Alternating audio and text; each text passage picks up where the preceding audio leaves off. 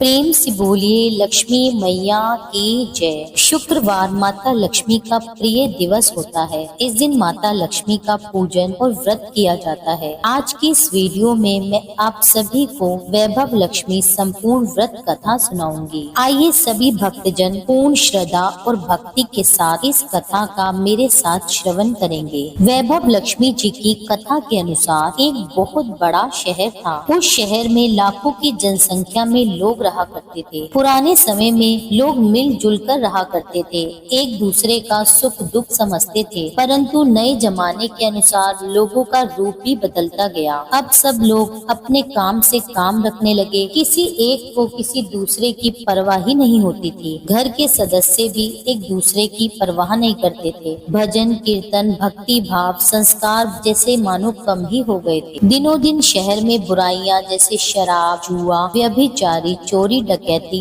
ऐसे बहुत से पाप आदि बढ़ते जा रहे थे। इसी तरह की बुराइयों के साथ ही शहर में कुछ अच्छे लोग भी रहा करते थे। ऐसे अच्छे लोगों में शीला और उसकी गृहस्थी मानी जाती थी। शीला की गृहस्थी में शीला और उसके पति थे। वे हमेशा भजन कीर्तन में लगे रहते थे और ना किसी की बुराई करते थे। उनकी गृहस्थी एक आदर्श गृहस्थी के रूप में देखी जा सकती थी।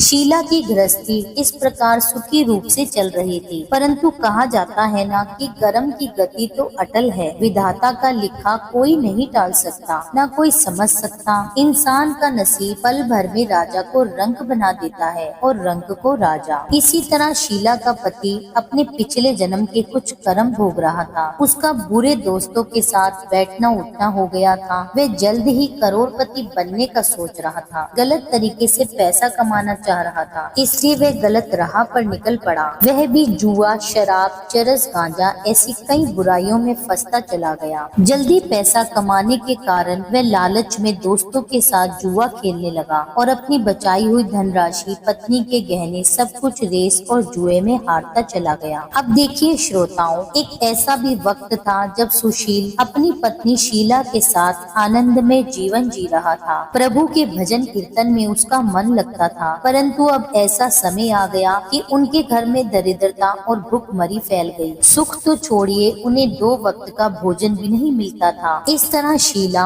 असह्य दुख सहते हुए हंसते हंसते प्रभु की भक्ति में लीन रहने लगी। अचानक एक दिन दोपहर को उसके द्वार पर किसी ने दस्तक दी। अब यहाँ देखिए श्रोताओं, वह भगवान का स्मरण कर ही रही थी कि उसके द्वार पर किसी ने दस्तक दे दी। अब शीला सोच में पड़ गई कि मुझ जैसे गरीब के घर इस वक्त कौन आया होगा, परंतु द्वार पे आए हुए अतिथि का आदर ही करना चाहिए। ऐसा सोचकर शीला ने खड़े होकर द्वार खोला। देखा तो सामने एक बूढ़ी अम्मा खड़ी थी। वे बड़ी उम्र की थी, किंतु उनके चेहरे पर एक अलौकिक तेज दिख रहा था। उनकी आंखों में मानो अमृत बह रहा हो। उनके चेहरे से करुणा और प्यार छलक रहा था। उनको देखते ही शीला के मन में अपार शांति छा गई। उनको देखकर शीला के रोम रोम में आनंद हो गया। शीला उन बूढ़ी माँ जी को अंदर लेकर आई। उनके घर पर बिठाने के लिए उन माता जी को कुछ नहीं था। शीला ने सकुचा कर एक फटी हुई चादर पर उनको बिठा दिया। अब वो बूढ़ी माँ जी कहने लगी, शीला तुमने मुझे नहीं पहचाना? शीला ने हिचकिचाते हुए कहा, माँ जी आपको देखते ही मुझे बहुत खुशी हो रही है और मन में शांति सी भी हो गई है। ऐसा लगता है कि मैं बहुत दिनों से आपको ही ढूंढ रही हूँ, परंतु मैं आपको पहचान नहीं पा रही। तब माँ जी ने हंसकर कहा, क्यों तुम भूल गई? हर शुक्रवार को लक्ष्मी जी के मंदिर में तुम भजन कीर्तन करने आती हो, तब मैं भी वहाँ पर आती हूँ और तुम्हारे भजन कीर्तन सुनती हूँ। हम हर शुक्रवार को वहाँ मिलते हैं। तुम लक्ष्मी जी के मंदिर में कितने मधुर भजन गाती हो। अब तुम मुझे मंदिर में दिखाई नहीं दे रही, तो मैंने सोचा कि क्यों ना मैं तुम्हारे घर जाकर देख लूं, कहीं तुम बीमार तो नहीं हो गई हो। ऐसा सोचकर मैं तुमसे मिलने चली आई। तब माँ जी बोली, बेटी सुख दुख तो धूप और छांव के जैसे होते हैं। सुख के पीछे दुख आता है और दुख के पीछे सुख। धैर्य रखो बेटी, तुम्हें क्या परेशानी है? तुम अपने मन की बात मुझसे कह सकती हो, तुम्हारा दुख कम हो जाएगा। माँ जी की बातें सुनकर शीला के मन को शांति मिली। उसने माँ जी से कहा, माँ मेरी गृहस्थी भरपूर सुख और खुशियों से भरी थी। मेरे पति का नाम सुशील है। हम बहुत संतोष से रहा करते थे। ईश्वर की भक्ति के साथ हमारा समय व्यतीत हो रहा रहा था। अचानक हमारा भाग्य हमसे रूठ गया। मेरे पति गलत संगत में बैठने लगे, गलत दोस्तों की वजह से शराब, जुआ ऐसी आदतों के शिकार हो गए। उन्होंने जुए में सब कुछ गवा दिया। शीला की यह बातें सुनकर बूढ़ी माँ जी कहने लगी, हर व्यक्ति को अपने कर्म का भुगतान करना ही पड़ता है, इसलिए तू चिंता मत कर, तेरे सुख के दिन भी अवश्य आएंगे। तू तो लक्ष्मी माता जी की भक्त है, उनकी भक्ति कर, व्रत कर, सब कुछ ठीक हो जाएगा। माँ लक्ष्मी जी का व्रत करने की बात सुनकर शीला के चेहरे पर चमक आ गई। उसने पूछा, माँ जी, लक्ष्मी जी का व्रत कैसे किया जाता है, आप मुझे समझाइए, मैं ये व्रत अवश्य करूँगी। मैं तुझे उपाय बताती हूँ। माँ भगवती लक्ष्मी की तू सच्ची भक्त है, वो तो स्वयं धन की देवी है और वे करुणा की अवतार है। अपने भक्तों पर वे स्वयं कृपा करती हैं। बेटी, माँ लक्ष्मी जी का व्रत बहुत सरल तरीके से किया जाता है। इस व्रत को करने से धन संपदा, यश, वैभव की प्राप्ति होती है। बूढ़ी माँ जी ने कहा, बेटी, इस व्रत के उद्यापन की विधि भी बहुत सरल है, मैं तुम्हें बताती हूँ, तुम ध्यान पूर्वक सुनो। शुक्रवार देवी लक्ष्मी का दिन होता है, इसलिए यह व्रत शुक्रवार को ही किया जाता है। व्रत करने वाले को सुबह स्नान आदि से निर्वित होकर भगवती महालक्ष्मी माँ, जय वैभव लक्ष्मी माँ का निरंतर जाप करते रहना चाहिए। सायंकाल में अपने घर के एक कोने में चौका लगाकर अथवा साफ करके एक पट्टा रखो। उसके ऊपर एक साफ स्वच्छ कपड़ा बिछाकर उस पर थोड़े से चावल रखो। फिर एक लोटे में जल लेकर उन्हें चावल के ऊपर रखो। लोटे के ऊपर एक कटोरी रखो। उस कटोरी में सोने या चांदी का कोई आभूषण रखो। अगर कोई आभूषण ना हो तो 1 रुपए का सिक्का भी कटोरी में रखा जा सकता है। इसके बाद एक घी का दीपक और एक धूप बत्ती जलाकर रखो। एक बर्तन में थोड़ा मीठा प्रसाद के रूप में रखो। प्रसाद में बतासे अथवा गुड़ भी रखा जा सकता है। पट्टे के ऊपर लोटे के पास सोने, चांदी या तांबे पर बना श्री यंत्र भी रखो। यदि धातु का श्री यंत्र घर पर नहीं हो तो कागज पर छपे श्री यंत्र को भी रखा जा सकता है। बेटी, भगवती लक्ष्मी को श्री यंत्र अत्यंत ही प्रिय है। पूजा करने और कथा कहने के लिए पट्टे के पास पूर्व की ओर मुख करके बैठो। सबसे पहले श्री यंत्र को श्रद्धा पूर्वक हाथ जोड़कर प्रणाम करो। फिर वैभव लक्ष्मी के ध्यान मंत्र को पढ़कर भगवती लक्ष्मी जी की स्तुति करो। जिन्हें संस्कृत में मंत्र और ध्यान कहने में कठिनाई हो, वे सरल भाषा में भी ध्यान और स्तुति कर सकते हैं। भगवती महालक्ष्मी दिखावे की नहीं बल्कि भाव की भूखी होती हैं। इसके पश्चात कटोरी में रखे आभूषण या रुपये पर हल्दी, कुमकुम और चावल चढ़ाओ। फिर दोनों हाथों से लाल रंग पुष्प माँ को अर्पित करके प्रसाद का भोग लगाओ। धूप दीप दिखाओ। पुनः लक्ष्मी जी की स्तुति करके लक्ष्मी महिमा गाओ और आरती उतारो। फिर मन ही मन में सच्चे हृदय से जय महालक्ष्मी माँ का 11 बार उच्चारण करो। इसके बाद 11 या 21 शुक्रवार को व्रत का संकल्प लेकर अपनी मनोकामना पूर्ण करने के लिए माँ से हाथ जोड़कर विनती करो। अंत में माँ का प्रसाद सभी में बांट दो।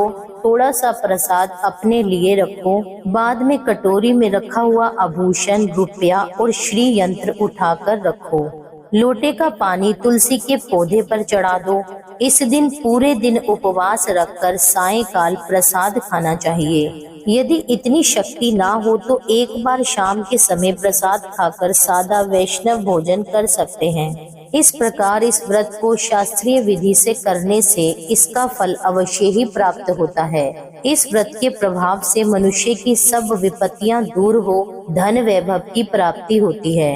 कुंवारी कन्याओं को मन भावन पति मिलता है। सौभाग्यवान स्त्रियों को अखंड सौभाग्य मिलता है। संतानहीन दंपति को संतान की प्राप्ति होती है। और भी कोई अन्य मनोकामना हो तो वह भी अवश्य ही पूर्ण होती है। खोया हुआ सामान भी वापस मिलता है। शीला यह सुनकर बहुत ही प्रसन्न हुई और उसने कहा, माता जी, आपने जो भी वैभव लक्ष्मी के व्रत की विधि बताई है उसे मैं अवश्य ही करूंगी।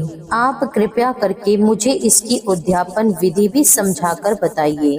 वृद्धा ने कहा, इस व्रत का उद्यापन करने की विधि भी बहुत सरल है। बेटी, ध्यान से सुनो।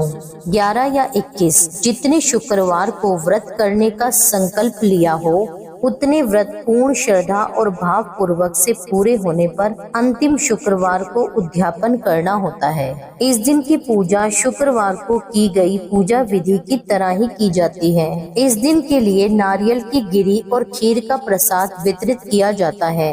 प्रसाद के साथ कम से कम 7 कुंवारी या सौभाग्यवान स्त्रियों को कुमकुम का तिलक लगा करके श्री वैभव लक्ष्मी व्रत कथा की एक पुस्तक भेंट दी जाती है। अंत में महालक्ष्मी के विभिन्न स्वरूपों को श्रद्धा पूर्वक हाथ जोड़कर नमस्कार करो, मन ही मन माँ से प्रार्थना करो, हे महालक्ष्मी माँ, हे धन लक्ष्मी माँ, हे वैभव लक्ष्मी माँ, मैंने सच्चे मन से आपका व्रत पूर्ण किया है, फिर भी इसमें कोई गलती या अपराध हुआ हो तो क्षमा करना। जो भी तुम्हारी मनोकामना हो उसे कहें। मनोकामना को पूर्ण करना और हम सबका कल्याण करना, हमारी सभी विपत्तियों को दूर करके हमें धन वैभव प्रदान करना।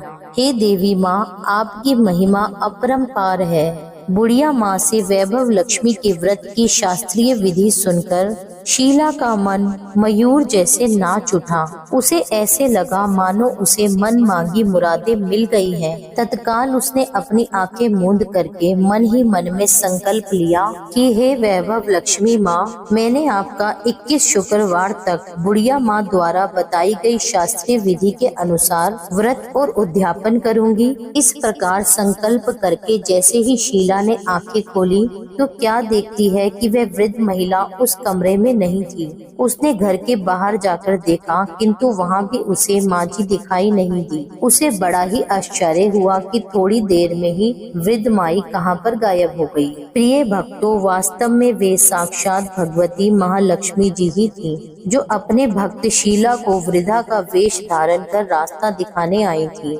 अगले दिन शुक्रवार था। शीला सुबह नहा धोकर मन ही मन में जय माँ लक्ष्मी का, जय वैभव लक्ष्मी माँ का जाप करने लगी। सायंकाल के समय वह माँ वैभव लक्ष्मी की पूजा करने बैठी।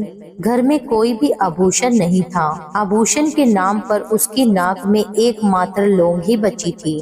उसने वही निकालकर धोकर कटोरी में रख दी।